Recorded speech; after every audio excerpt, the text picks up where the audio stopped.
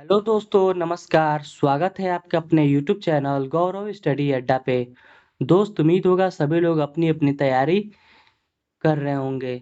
इसी के क्रम में दोस्तों आज हम ईवीएस या पर्यावरण का एक महत्वपूर्ण सेशन लेके आए हैं जो उत्तर प्रदेश टेट के लिए बहुत ही महत्वपूर्ण होगा। साथ ही साथ सुपर टेट में भी ये बहुत ही सहायक साबित होगा।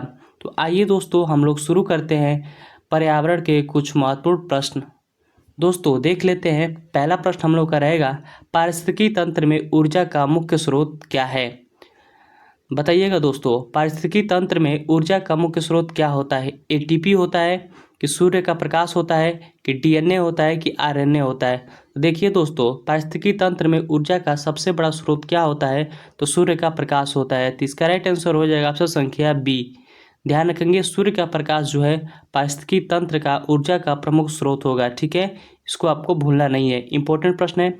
देखिए, ये यूपी टेट जो है प्राथमिक में 15 अक्टूबर 2017 में जो प्रश्न हुआ था, पेपर हुआ था, उसी का ये प्रश्न है दोस्तों। तो आप ध्यान रखेंगे। ठीक है, आगे देख लेते हैं दोस्तों। प्रश्न संख्या दूसरा है, एक मार्क का संबंध है।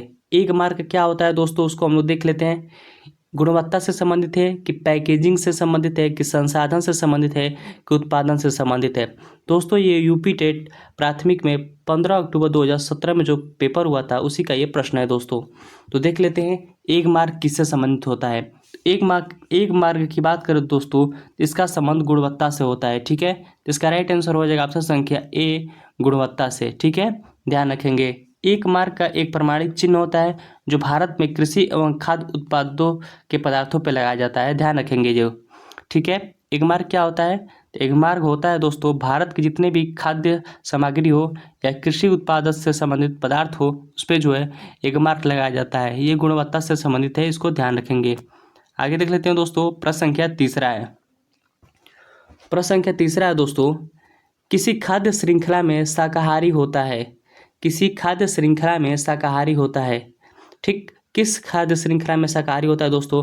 प्राथमिक उपभोक्ता, ठीक है, कि प्राथमिक उत्पादक, कि अपघटनकर्ता, कि द्वितीयक उपभोक्ता? दोस्तों बताइएगा, प्रश्न संख्या तीसरा आपका है कि किस खाद्य श्रृंखला में शाकाहारी होता है? प्राथमिक उपभोक्ता में होता है कि प्राथमिक उत्पादक में होता है कि अपघटनकर्ता में होता है कि द्वितीयक उपभोक्ता में होता है? दोस्तों ये 19 दिसंबर 2016 में पेपर हुआ था यूपी टेट का, उसका ये प्रश्न है। ठीक है, तो बताइएगा दोस्तों। इसका राइट आंसर हो जाएगा दोस्तों, इसका राइट आंसर हो जाएगा ऑप्शन संख्या बी, प्राथमिक उत्पादक। प्राथमिक उत्पादक में कौन कौन से आते हैं दोस्तों, उसको हम लोग देख लेते हैं। देखिए, प्राथमिक उत्पादक में दोस्तों जितने भी शाकाहारी होते हैं वो आते हैं। ठीक है, ये हमेशा क्या होते हैं, ये हमेशा इसमें जो है पेड़ पौधे होते हैं, हरे पेड़ पौधे होते हैं जो क्लोरोफिल के कारण जो है और प्रकाश संश्लेषण के कारण अपना भोजन बनाते हैं। ठीक है, तो इसका राइट आंसर हो जाएगा ऑप्शन संख्या बी, उत्पादक। प्राथमिक उत्पादक में आते हैं। ठीक है, शाकाहारी। ठीक, आगे देख लेते हैं। द्वितीय उपभोक्ता की बात करें दोस्तों, तो इसमें जो है मांसाहारी आते हैं। ठीक है, ध्यान रखेंगे दोस्तों, द्वितीय उपभोक्ता में आते हैं मांसाहारी। ठीक है, इसको ध्यान रखेंगे। आगे देख लेते हैं दोस्तों। अगला प्रश्न हम रहेगा, उससे पहले दोस्तों आप लोगों से एक छोटी सी रिक्वेस्ट है कि गौरव स्टडी अड्डा से अभी तक नहीं जुड़े हैं तो प्लीज़ आप गौरव स्टडी अड्डा को सब्सक्राइब कर लेंगे दोस्तों, और ऐसी ही वीडियो आपके पास डेली पहुंचती रहेगी। ठीक है, आइए देख लेते हैं दोस्तों। अगला है, पर्यावरण की परिभाषा क्या है? दोस्तों बात करते हैं पर्यावरण की, तो पर्यावरण की परिभाषा क्या है? ऑप्शन ए हो जाएगा एबायोटिक एवं बायोटिक घटक हो जाएगा, क्या ऑप्शन बी हो जाएगा समुद्र तल के नीचे पृथ्वी पर वस्तुएं, क्या ऑप्शन सी हो जाएगा चीज़ें जो हमें घेरती है, और ऑप्शन डी हो जाएगा उपयुक्त में से कोई नहीं? तो बताइएगा दोस्तों, पर्यावरण का परिभाषा क्या है? तो दोस्तों पर्यावरण का परिभाषा होता है बायोटिक एवं अबायोटिक, ठीक, घटक। ध्यान रखेंगे, जैविक और अजैविक घटक से मिलकर बनता है पर्यावरण, इसको ध्यान रखेंगे दोस्तों। आगे देख लेते हैं। प्रश्न संख्या छठवां है, निम्नलिखित में से कौन सा द्वितीय श्रेणी का उपभोक्ता है? दोस्तों ध्यान रखेंगे, द्वितीय श्रेणी का उपभोक्ता कौन है? ऑप्शन ए आपका हाथी हो जाएगा, ऑप्शन बी सांप हो जाएगा, क्या ऑप्शन सी शेर हो जाएगा, क्या ऑप्शन डी हो जाएगा बकरी? बताइएगा दोस्तों, द्वितीय श्रेणी उपभोक्ता कौन है? इसका राइट आंसर हो जाएगा दोस्तों आपका द्वितीय श्रेणी उपभोक्ता में कौन आ जाएगा दोस्तों? तो द्वितीय श्रेणी उपभोक्ता में आपका सांप आ जाएगा, ठीक है, ध्यान रखेंगे। वही बात करते हैं हाथी और बकरी की दोस्तों, तो ये जो है प्रथम श्रेणी के उपभोक्ता हैं, ठीक है, प्रथम श्रेणी के उपभोक्ता है, ठीक है, आपको ध्यान रखना है, ठीक। जबकि शेर जो है तृतीय श्रेणी का उपभोक्ता है, शेर जो है तृतीय श्रेणी का उपभोक्ता है, इसे आप लोग ध्यान रखेंगे दोस्तों। देख लेते हैं दोस्तों, पहले एक होता है, आइए पहले समझ लेते हैं दोस्तों, ठीक है। पहले होते हैं उत्पादक, उत्पादक होते हैं दोस्तों, उत्पादक में कौन आ जाएंगे दोस्तों? इसमें आ जाएंगे हरे पेड़ पौधे, ठीक है, हरे पौधे आ जाएंगे, ठीक है, आपको ध्यान रखना है। उत्पादक में कौन आ जाएंगे? जितने भी हरे पौधे होते हैं वो उत्पादक में आ जाएंगे। उसके बाद आता है प्राथमिक श्रेणी, ठीक है, ध्यान रखेंगे। कौन सा आता है? प्राथमिक श्रेणी। प्राथमिक श्रेणी में कौन कौन से आ जाएंगे दोस्तों? प्राथमिक श्रेणी में टिड्डा आ जाएगा, टिड्डा आ जाएगा, ठीक है, टिड्डा आ जाएगा, जो क्या करता है, हरे पेड़ पौधों को जो खाते हैं वो आ जाएंगे, ठीक है, ध्यान रखेंगे। उसके बाद आ जाएगा मेढक, तृतीय श्रेणी में कौन सा आ जाएगा? तृतीय श्रेणी में आपका आ जाएगा मेढक, और चौथे श्रेणी में आ जाएगा आपका, द्वितीय श्रेणी में आ जाएगा मेढक, ठीक है, ध्यान रखेंगे। कौन सा आ जाएगा? मेढक आ जाएगा द्वितीय श्रेणी में, ठीक, और तृतीय श्रेणी में आपका आ जाएगा मोर, ध्यान रखेंगे दोस्तों। आगे देख लेते हैं दोस्तों, प्रश्न संख्या 7वां है, पारिस्थितिकी तंत्र का उदाहरण है। पारिस्थितिकी तंत्र का उदाहरण कौन सा है? वायु है कि तालाब है कि जल है कि मृदा है? बताइएगा दोस्तों, पारिस्थितिकी तंत्र का उदाहरण क्या है? पारिस्थितिकी तंत्र का उदाहरण आपका हो जाएगा राइट आंसर तालाब, ठीक है। पारिस्थितिकी तंत्र का एक उदाहरण कौन सा है? तो तालाब है, ध्यान रखेंगे, ठीक है। आगे देख लेते हैं दोस्तों, एक छोटी सी रिक्वेस्ट रहेगी दोस्तों कि अभी तक गौरव स्टडी अड्डा से नहीं जुड़े हैं तो प्लीज़ आप गौरव स्टडी अड्डा को सब्सक्राइब कर लेंगे। वीडियो अच्छी लग रही हो तो अपने दोस्तों के पास जरूर शेयर करेंगे दोस्तों। आइए प्रश्न संख्या 8वां देख लेते हैं, अगर मृत जंतुओं पर निर्वाह करने वाले प्राणी को कहते हैं, अन्य मृत जंतुओं पर निर्वाह करने वाले प्राणी को कहते हैं, क्या कहते हैं दोस्तों? पैरासाइट कहेंगे कि डिकम्पोजर कहेंगे कि स्क्वेंजर कहेंगे कि ओमनीवोर कहेंगे? तो क्या कहेंगे दोस्तों, बताइएगा। अन्य मृत जंतुओं पर निर्वाह करने वाले प्राणी को हम लोग क्या कहेंगे?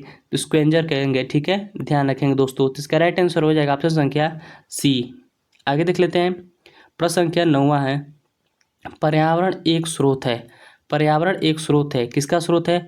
अधिगम का स्रोत है कि औषधि का स्रोत है कि ऊर्जा का स्रोत है कि इनमें से सभी का स्रोत है, ठीक है। तो ये बिहार टेट में प्रश्न पूछा गया था 2013 में। तो बताइएगा दोस्तों, पर्यावरण का स्रोत क्या है? तो पर्यावरण का स्रोत है दोस्तों उपयुक्त में से सभी, ठीक है। इसका राइट आंसर हो जाएगा ऑप्शन संख्या डी, इनमें से सभी। अगला प्रश्न देख लेते हैं, प्रश्न संख्या 10वां। प्रश्न संख्या 10वां इंपॉर्टेंट रहेगा दोस्तों, ये एग्जाम में यहाँ से बार बार प्रश्न पूछता है। प्रश्न है कि 10% नियम किसके द्वारा दिया गया था? 10% का सिद्धांत जो है किसके द्वारा दिया गया था? ऑप्शन ए लिंडमान के द्वारा दिया गया था, ऑप्शन बी गोल्डमान के द्वारा दिया गया था, बैकमान के द्वारा दिया गया था, उपयुक्त में से कोई नहीं। तो बात करते हैं दोस्तों, 10% नियम की बात करें तो ये किसके द्वारा दिया गया था? तो इसका राइट आंसर हो जाएगा ऑप्शन संख्या ए, लिंडमान के द्वारा दिया गया था। ध्यान रखेंगे दोस्तों, लिंडमान के द्वारा दिया गया था 10% का नियम। इंपॉर्टेंट प्रश्न है, यहाँ से प्रश्न बनता है। आगे आपसे प्रश्न पूछ देगा दोस्तों कि 10% का नियम जो है लिंडमान के द्वारा तो दिया गया था, ठीक है, लेकिन कब दिया गया था? तो बताइएगा कब दिया गया था? तो 1942 ईस्वी में 10% का नियम लिंडमान ने दिया था, ध्यान रखेंगे दोस्तों, ठीक है। आगे देख लेते हैं, अगला प्रश्न रहेगा दोस्तों। अगला प्रश्न बढ़ने से पहले दोस्तों आप लोगों से एक छोटी सी रिक्वेस्ट है कि गौरव स्टडी अड्डा से नहीं जुड़े हैं तो प्लीज़ आप गौरव स्टडी अड्डा को सब्सक्राइब कर लेंगे दोस्तों। आगे देख लेते हैं, प्रश्न संख्या 11 है, जैविक पर्यावरण में शामिल है। बताइएगा दोस्तों, जैविक पर्यावरण में कौन कौन से शामिल होते हैं? ऑप्शन ए उत्पादक शामिल होते हैं कि उपभोक्ता शामिल होते हैं कि अपघटक शामिल होते हैं कि उपयुक्त में से सभी? तो बताइएगा। तो इसका राइट आंसर हो जाएगा दोस्तों सभी होते हैं, ठीक है, ध्यान रखेंगे। जैविक पर्यावरण में शामिल होते हैं उपयुक्त में से सभी, ठीक है। आगे देख लेते हैं, प्रश्न संख्या 12 है कि सूर्य के निकटतम ग्रह कौन सा है? बताइएगा दोस्तों, सूर्य से निकटतम ग्रह कौन सा है? मंगल है कि बृहस्पति है कि शुक्र है कि बुध है? देखिएगा दोस्तों, ये जो है 2 फरवरी 2016 में यूपी टेट हुआ था, उसका ये प्रश्न पूछा गया है, ठीक है। तो बताइएगा सूर्य के निकटतम ग्रह कौन सा है? तो बात करें दोस्तों सूर्य का सबसे निकटतम ग्रह कौन सा हो जाएगा, तो इसका राइट आंसर हो जाएगा ऑप्शन संख्या बी, बुध हो जाएगा। ठीक है, वही बात करें कि सौर मंडल का सबसे बड़ा ग्रह कौन सा है, तो बृहस्पति हो जाएगा। ठीक है, ध्यान रखेंगे। और वही प्रश्न पूछ देगा दोस्तों कि पृथ्वी की बहन किसे कहा जाता है, तो शुक्र को कहा जाता है। आपको ध्यान रखना है, पृथ्वी की बहन कहा जाएगा। भोर का तारा और सांझ का तारा भी शुक्र को ही कहा जाता है। ठीक है, इसको भी ध्यान रखेंगे। लाल ग्रह की बात कर दोस्तों तो मंगल को कहा जाता है। वहीं शुक्र की बात कर दोस्तों तो सबसे चमकीला ग्रह कौन सा है, तो शुक्र हो जाएगा। ध्यान रखेंगे। ठीक है, इंपॉर्टेंट प्रश्न है, यहाँ से प्रश्न बनता है। ठीक है, आपको ध्यान रखना है। दक्षिणी गोलार्ध का सबसे लंबा दिन किस दिन होता है, बताइएगा दोस्तों। दक्षिणी गोलार्ध में सबसे लंबा दिन किस दिन होता है। देखिए दोस्तों, ये आपका ग्लोब है, तो जो ऐसे भूमध्य सागर है, भूमध्य रेखा है जो 0 डिग्री पर काटती है। ठीक है, पृथ्वी को दो भागों में, एक काल्पनिक रेखा है। ऊपर वाले भाग को उत्तरी गोलार्ध कहेंगे और नीचे वाले भाग को दक्षिणी गोलार्ध कहेंगे। ठीक है, इसको आप लोग ध्यान रखेंगे। तो कह रहा है दक्षिणी गोलार्ध में सबसे लंबा दिन कब होता है, तो दक्षिणी गोलार्ध ये कह रहा है दोस्तों, तो बताइए दक्षिणी गोलार्ध में सबसे लंबा दिन कब होता है, तो कब होता है दोस्तों, हमको बताइएगा। तो इसका राइट आंसर हो जाएगा ऑप्शन संख्या डी, 22 दिसंबर को होता है। ध्यान रखेंगे। आगे देख लेते हैं। आगे बढ़ने से पहले दोस्तों आप लोगों से एक छोटी सी रिक्वेस्ट है कि गौरव स्टडी अड्डा को सब्सक्राइब नहीं किए हैं तो प्लीज़ आप गौरव स्टडी अड्डा को सब्सक्राइब कर लेंगे। वीडियो अच्छी लग रही हो तो अपने दोस्तों के पास जरूर शेयर करेंगे। आगे देख लेते हैं। प्रश्न संख्या 14 रहेगा। प्रश्न संख्या 14 है कि भारत में कृषि को प्रभावित करने वाला मौसम को में सबसे महत्वपूर्ण तत्व क्या है। तापमान है कि आर्द्रता है कि पवन है कि वृष्टि है। वृष्टि मतलब होता है दोस्तों छाया। तो बताइएगा दोस्तों कौन इंपॉर्टेंट है। ठीक है,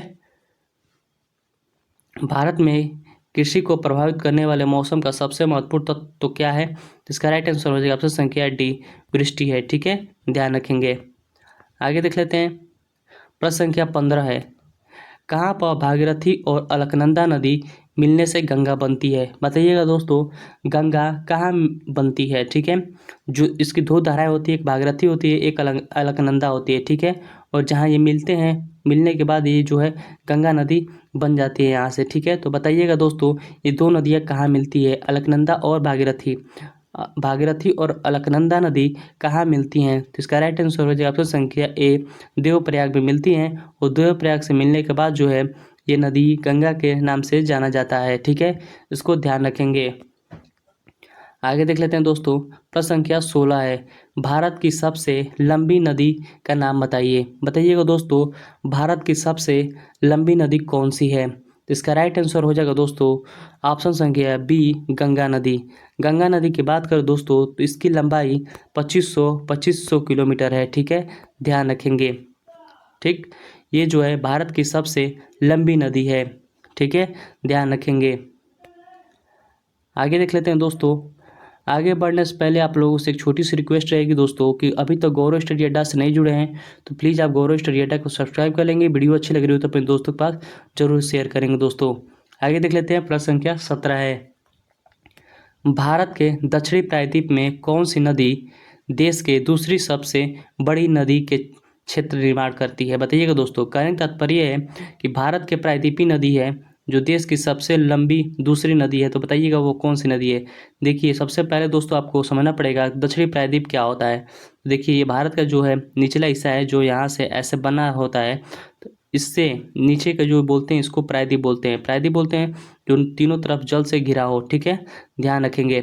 तो बताइएगा प्रायद्वीपीय क्षेत्र की सबसे लंबी नदी कौन सी है या दूसरी सबसे लंबी नदी कौन सी है, तो इसका राइट आंसर हो जाएगा ऑप्शन संख्या ए, गोदावरी। ठीक है, तो इसका राइट आंसर हो जाएगा गोदावरी। आगे देख लेते हैं दोस्तों। देखिएगा रिपीट हो गया दोस्तों प्रश्न संख्या 18 रहेगा कि भारत के सबसे बड़ी सिंचाई नहर कौन सी है। बताइएगा दोस्तों भारत में सबसे बड़ी सिंचाई वाली नहर कौन सी है। ऑप्शन ए यमुना हो जाएगी, कि इंदिरा गांधी नहर हो जाएगी, कि सरहद नहर हो जाएगा, कि अपर बाड़ी दोआब नहर हो जाएगा। बताइएगा दोस्तों कि भारत की सबसे बड़ी सिंचाई नहर कौन सी है, तो इसका राइट आंसर हो जाएगा दोस्तों ऑप्शन संख्या बी, इंदिरा गांधी नहर। इंदिरा गांधी नहर की बात करें दोस्तों तो ये भारत की सबसे बड़ी सिंचाई नहर है। ठीक है, ध्यान रखेंगे। इसका राइट आंसर हो जाएगा ऑप्शन संख्या बी। आगे देख लेते हैं दोस्तों। जिन माताएं एवं बहनों देख रही हैं दोस्तों तो आप लोगों से एक छोटी सी रिक्वेस्ट रहेगी तो गौरव स्टडी अड्डा को सब्सक्राइब करेंगे दोस्तों। ऐसी वीडियो देखने के लिए। आगे देख लेते हैं, भाखड़ा नांगल परियोजना कौन सी नदी पर स्थित है? ठीक है, भाखड़ा नांगल परियोजना की बात करें दोस्तों तो ये कौन सी नदी पर स्थित है?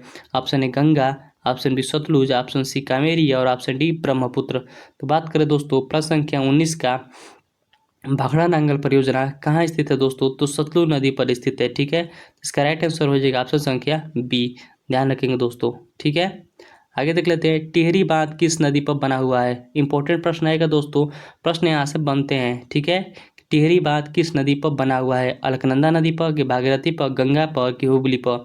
तो बात करते हैं दोस्तों, टिहरी नदी किस पे बना हुआ है? तो इसका राइट आंसर हो जाएगा ऑप्शन संख्या बी, भागीरथी नदी पर। भागीरथी नदी पर जो है टिहरी बांध बना हुआ है, ध्यान रखेंगे। आगे देख लेते हैं, चिपको आंदोलन के प्रणेता कौन है? बात करते हैं दोस्तों, चिपको आंदोलन के प्रणेता कौन है? तो चिपको आंदोलन की बात करें दोस्तों, माफ़ी चाहेंगे, इसमें जो है हम लोगों का एक ऑप्शन मिस हो गया, लेकिन कोई बात नहीं, आंसर है इसमें। बताइएगा, चिपको आंदोलन के प्रणेता कौन है? हेमावती नंद बहुगुणा कि सुंदरलाल बहुगुणा कि महात्मा गांधी? तो बताइएगा दोस्तों, चिपको आंदोलन के प्रणेता कौन है? तो चिपको आंदोलन के प्रणेता हो जाएंगे दोस्तों, इसका राइट आंसर हो जाएगा ऑप्शन संख्या बी, सुंदरलाल बहुगुणा को माना जाता है। ठीक है, ध्यान रखेंगे।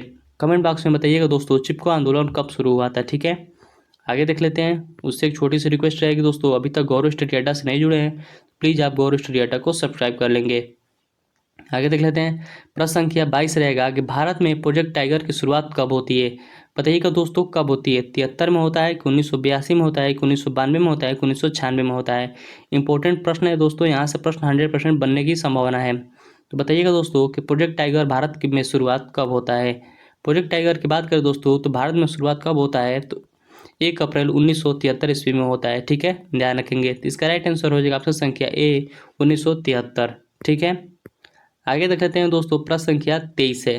प्रश्न संख्या 23 कह रहा है कि मिनी माटा रोग प्रदूषित जनित रोग है। ठीक है, जो परिणाम है किसका परिणाम है? समुद्र में बिखरे तेल का परिणाम है कि वायुमंडल में आर्सेनिक जमा होने का, औद्योगिक पारा अवशिष्ट को पानी में छोड़ने का, कि मनुष्यों के कार्बन अवशिष्ट को पानी के पीने में छोड़ने का? ठीक है, तो बताइएगा दोस्तों, मिनीमाता रोग कैसे होता है? मिनीमाता रोग की बात करें दोस्तों, इंपॉर्टेंट रहेगा, ध्यान रखेंगे। प्रश्न आपसे बन जाएगा 1 लाइन में दोस्तों कि मिनीमाता रोग किसके कारण होता है?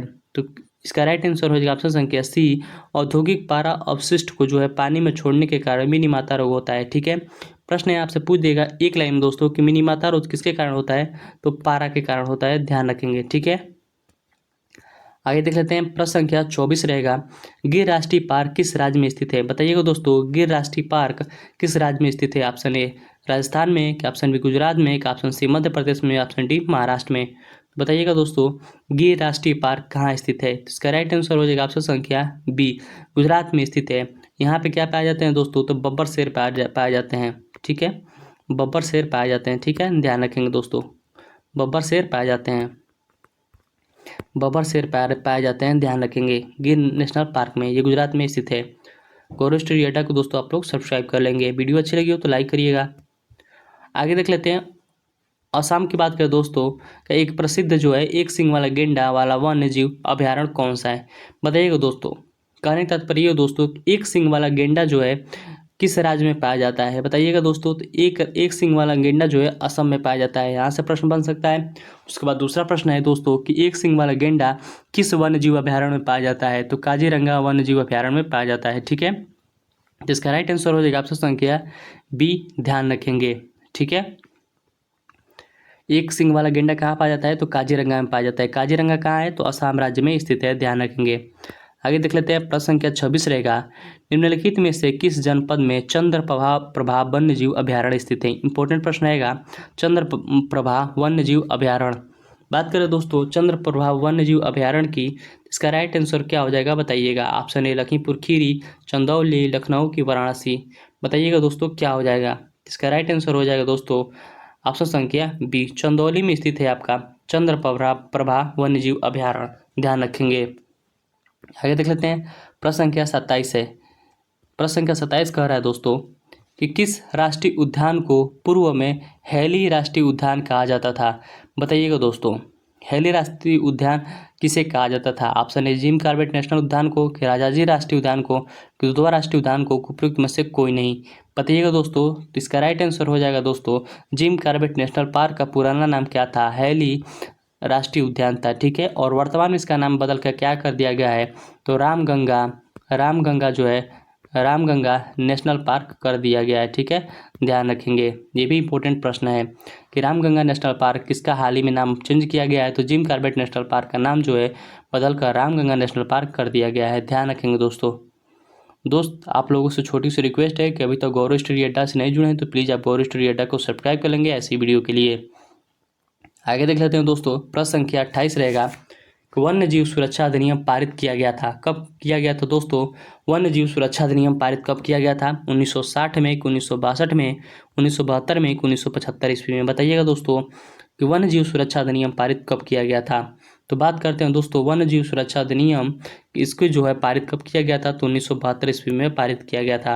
इसका राइट आंसर हो जाएगा ऑप्शन संख्या सी, 1972। ठीक है, ध्यान रखेंगे। आगे देख लेते हैं दोस्तों। प्रश्न संख्या 29 रहेगा, माफी चाहेंगे। पर्यावरण संरक्षण अधिनियम किस वर्ष पारित होता है? वेरी वेरी इंपॉर्टेंट प्रश्न रहेगा दोस्तों। यूपी टेट का फेवरेट प्रश्न यहाँ से बनता है। ठीक है, पर्यावरण संरक्षण अधिनियम किस वर्ष पारित हुआ? 1882 में, 1992 में, कि 1986 में, कि 1996 में। तो इसका राइट आंसर हो जाएगा दोस्तों, इसका राइट आंसर हो जाएगा ऑप्शन संख्या सी, 1986 ईस्वी में पर्यावरण संरक्षण अधिनियम पारित होता है। ध्यान रखेंगे दोस्तों, वेरी वेरी इंपॉर्टेंट प्रश्न है। प्रश्न संख्या 30 है और इस सेशन का अंतिम प्रश्न आएगा दोस्तों कि भारत में बाल विवाह निरोध अधिनियम किस वर्ष पारित होता है? बताइएगा दोस्तों, भारत में बाल विवाह निरोध अधिनियम किस वर्ष पारित होता है? बताइएगा। 2006 में होता है, कि 2008 में होता है, कि 2011 में होता है, कि 1997 में होता है? तो इसका राइट आंसर हो जाएगा दोस्तों 2006 में जो है बाल विवाह निरोध अधिनियम पारित होता है। ठीक है, ध्यान रखेंगे दोस्तों ये हम लोग का पर्यावरण का 30 प्रश्न था। 30 प्रश्नों का हम लोग प्रैक्टिस किए हैं दोस्तों। वीडियो अच्छी लगी तो लाइक करिएगा, सब्सक्राइब करिएगा। मिलते हैं कल एक नई वीडियो के लिए, तब तक के लिए जय हिंद, जय भारत।